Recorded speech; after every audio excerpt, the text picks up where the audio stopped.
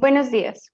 Para esta sesión de Punto Crítico he invitado a dos estudiantes de la Universidad Nacional de Colombia, Germán David Hernández y Andrés Felipe Jiménez, pertenecientes a la carrera de Español y Filología Clásica, a que nos expongan el ensayo que realizaron acerca de la reforma rural integral. Primer punto del acuerdo de paz, titulado como ¿Ha implementado el Estado de manera correcta y oportuna el primer punto del acuerdo de paz? Hola Andrés, un placer tenerte aquí con nosotros. Hola Paula Sánchez, es un gusto estar aquí presente y poder compartir el tema del ensayo que realizamos a toda la audiencia y a ti. Hola Germán, un gusto que nos acompañes el día de hoy. Hola Paula, buenos días. Gracias por invitarnos. Es un honor estar acá y pues gracias a la audiencia también. Para introducir a la audiencia en el tema abordado por el ensayo, cuéntenos, Germán y Andrés, a grosso modo, de qué trata este. Bueno, nosotros principalmente lo que analizamos en el ensayo fue el comportamiento general del gobierno colombiano y la manera de actuar respecto a la implementación de la reforma rural integral. Esto lo hicimos mediante ejemplos, evidencias de inoperancia estatal, ejemplos de que mostraban el desinterés del gobierno en la actuación de los planes con enfoque territorial. Y además de ello, también pues incluimos ejemplos de la desfinanciación tan grande que ha hecho el gobierno para pues lograr transformar el campo, porque recordemos que la reforma rural integral fue realizada con el fin de transformar el campo y reducir la pobreza extrema en su totalidad, y además de ello mejorar las condiciones de vida de la población rural. Entonces, pues tras estos ejemplos que acabo de mencionar así a grosso modo, fue que logramos identificar el desinterés que tenía el gobierno respecto a la implementación de la reforma rural integral, y con ello pues no ha logrado resolver las causas que iniciaron el conflicto armado, que fue la tenencia de muchas tierras en pocas manos, mientras que otros campesinos no tenían la adquisición ni siquiera de una sola tierra. Y así a grosso modo eso es lo que trata el ensayo. Bueno, creo que adicionalmente a lo que dice nuestro compañero Andrés, también vale como agregar el hecho, el contexto más bien histórico, la forma en que las políticas a lo largo de la historia colombiana, desde la independencia, se han tornado siempre hacia quien tiene el poder adquisitivo y no hacia el pequeño campesino. Y por esto se ha, digamos, estimulado este contexto de desigualdad, pobreza y malas condiciones en general en el campo colombiano. Digamos, un claro ejemplo de ello podría ser a finales del siglo XIX, cuando para certificar un territorio tenías que cercarlo con una malla metálica. Esa malla metálica solo se conseguía en el extranjero y por ende tocaba pagar una importación, unos impuestos, ese tipo de cosas fueron estimulando que el que tuviera poder adquisitivo fuera el que, digamos, afirmara sus territorios, los certificara bueno, se gesta, eso es solo un ejemplo de los muchos, nos podríamos quedar hablando acá todo el día de las políticas, por ejemplo, en el siglo XX ya desde ningún punto de vista político se le pudo dar solución al problema del campo, ni desde el punto de vista conservador que intentaba la ortodoxia máxima, ni tampoco los puntos de vista liberal. Entonces, pues a lo largo de la historia, digamos, es evidente que el gobierno nunca ha logrado solucionar el problema y por eso llegamos pues a este año todavía buscándole una solución al problema del campo colombiano. Bueno, ustedes al inicio del ensayo hablaron sobre unos ejemplos de inoperancia estatal. Cuéntenos acerca de esto, que es algo muy importante de analizar. Bueno, sí, con la reforma rural integral se organizaron pactada entre el gobierno y las FARC, se organizaron unos planes, programas con enfoque territorial que lo que buscaban era ejecutar todas las acciones del Estado hacia ciertos municipios, los cuales eran los que más violencia habían vivido, los más pobres, los de más presencia de narcotráfico, de cultivos ilícitos, economías ilegales. Entonces estos municipios se priorizaron con estos programas de enfoque territorial. Alrededor de 14 municipios, perdón, de 14 subregiones fueron las priorizadas, Y un pilar de esto para realizar esto era la participación de las comunidades campesinas e indígenas en el diseño y en la implementación de estos planes.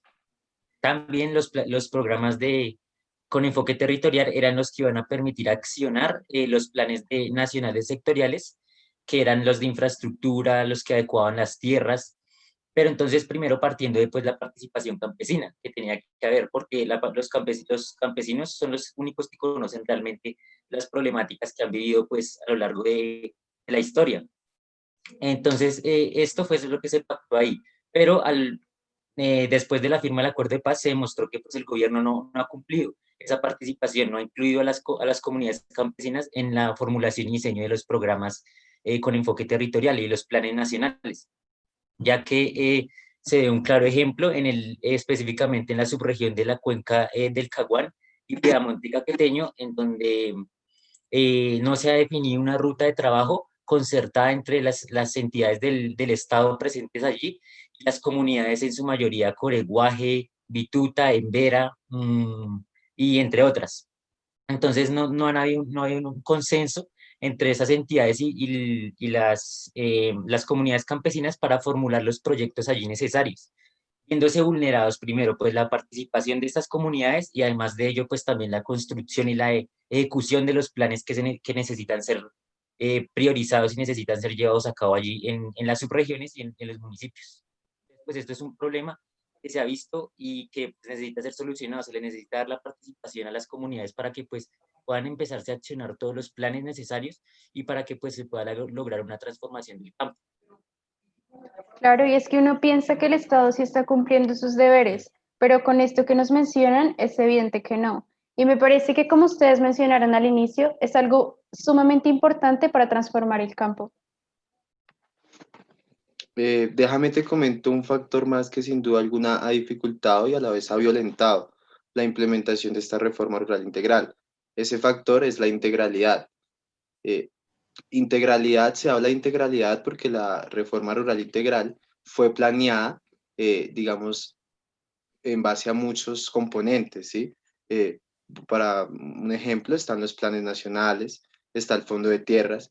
Este tipo de componentes necesitan trabajar integralmente, precisamente, de forma conjunta, para poder llevar a cabo cada componente hasta el punto de desarrollar la reforma rural integral. Por eso se habla de integralidad y el gobierno ha violentado esa integralidad puntualmente en tres hechos.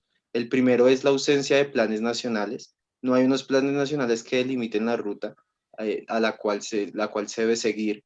Tampoco hay un catastro multipropósito eficaz. Y además también se ha, digamos, ignorado el hecho de que hay conflictos en el contexto agrario que deben ser resueltos y que para ser resueltos deben ser tratados por jurisdicciones, perdón, especiales. Esas jurisdicciones especiales no existen y no es posible, digamos, llevar a cabo eh, varios puntos de la reforma rural integral y por ende, pues no se puede desarrollar la reforma como tal. Bueno, ustedes hacen mención además sobre el presupuesto destinado por el gobierno para la implementación de la RRI, afirmando que ese presupuesto no es suficiente para desarrollar los puntos que la reforma presenta. ¿Por qué? ¿Cómo se evidencia lo anteriormente dicho? Bueno, sí, claro, digamos, para el año 2020 el presupuesto general de la nación era de 314 billones. Y pues según el Departamento Nacional de Planeación, de ese presupuesto general se destinaron solo 5.5 billones a la reforma rural integral, o sea, menos del 2%. Eh, y pues pasaré la diapositiva, Germán, por favor. Y bueno, se desfinanciaron, hay una tendencia por parte del gobierno a desfinanciar cada uno de los componentes de la reforma rural integral. Ejemplo de ello es en el ordenamiento social de la propiedad rural. En el 2017 el porcentaje del presupuesto destinado era del 15.4% y para el 2020 se redujo al 1.3%. en materia de infraestructura y adecuación de tierras, el presupuesto para el 2017 fue el 41% y para el 2020 se redujo al 4%. También algo similar ocurrió en materia de salud, en donde el presupuesto para el año 2017 fue el 3% y para el año 2020 se redujo al 0%, o sea, no se le destinó nada en materia de salud al campo. Pues es evidente que si no se le se le hace una inyección económica a la reforma rural integral para transformar el campo, pues nunca se va a lograr mejorar las condiciones de vida de la población rural, manteniéndose pues en una desigualdad y no se van a poder pues cerrar las brechas entre campo y ciudad. Con esas estadísticas que nos mencionan, resulta convincente pensar que el Estado realmente no se ha preocupado por proteger la reforma. Y respecto a eso, ¿qué ha dicho el Estado? ¿Ha realizado algún pronunciamiento? Un claro ejemplo, claro que sí, el gobierno sí se ha pronunciado sobre la implementación de la reforma rural integral. Un claro ejemplo es uno muy reciente, encontrado en un artículo del Tiempo y referenciado en el ensayo, por si se quieren acercar a él y observarlo más de cerca.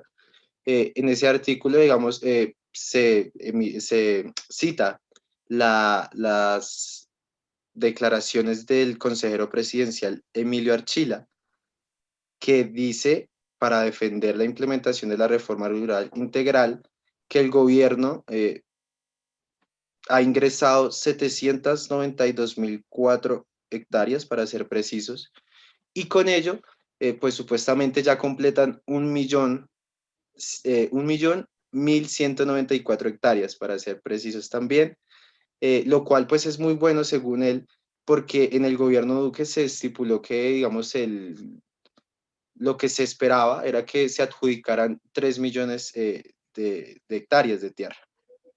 Esto fue lo que, pues, lo que ha dicho el gobierno. Sí, y pues respecto a esto, la Procuraduría General de la Nación hizo también una intervención y hizo un comunicado en donde señaló la forma desarticulada en cómo se estaba llevando a cabo la implementación de la reforma rural integral. Respecto a la reforma, respecto a este punto tan importante que es en materia de tierras, la Procuraduría General de la Nación dijo que respecto a esa cantidad de tierras ingresadas por el gobierno colombiano que nombró anteriormente mi compañero Germán, todas, pues la mayoría presenta ocupaciones previas. Entonces, lo que dificulta llegar a la meta de 3 millones, de haber ingresado 3 millones de hectáreas para el año 2027, que esa fue la meta que se trazaron al firmar el acuerdo de paz. Entonces, aquí lo que procede no es la adjudicación, sino la formalización de esas tierras. Porque obviamente, si se ingresan tierras con ocupaciones, no se pueden entregar a campesinos, sino que tienen que ser formalizadas por los propietarios. O sea, los campesinos que están a cargo de esas tierras no tienen un título de propiedad. Entonces, lo que se debe hacer es formalizarle ese título de propiedad para que puedan acceder a créditos y además a otros beneficios, puedan utilizar la tierra como un activo productivo. Bueno, ese es el primer punto. Lo primero que se va a hacer es formalizar la tierra y no adjudicarla. Segundo, se debe hacer una correcta implementación del Fondo Nacional de Tierras. Se debe adecuadamente ingresar las tierras allí. No se pueden ingresar con ocupaciones previas, sino debe ser pues con tierras libres para poder restituir las tierras a los campesinos que no cuentan ni siquiera con una sola tierra. Entonces uno no puede hacer lo que el gobierno viene haciendo, que es alardear de que está ingresando demasiada cantidad de tierras, sin observar muy bien detenidamente en qué condiciones es que están siendo ingresadas esas tierras al Fondo Nacional de Tierras. Acción. ¿Y qué sería adecuado realizar para que la reforma se implemente de manera eficaz? Al sentarme a leer el ensayo me di cuenta que ustedes le hacen un llamado de atención al gobierno. Bueno, es evidente que con toda la información recopilada se le tenía que hacer este llamado. Y este llamado va encaminado también, me logré dar cuenta, hacia la búsqueda de una solución. Coméntenlo, por favor, ¿qué fue lo que plantearon allí? Más exactamente, aquella solución. Eh, pues primeramente para la solución debíamos plantear un problema, ¿verdad? ¿Cuál es el gran problema? Bueno, el problema es que el gobierno no ha implementado de manera correcta y oportuna el primer punto del acuerdo de paz.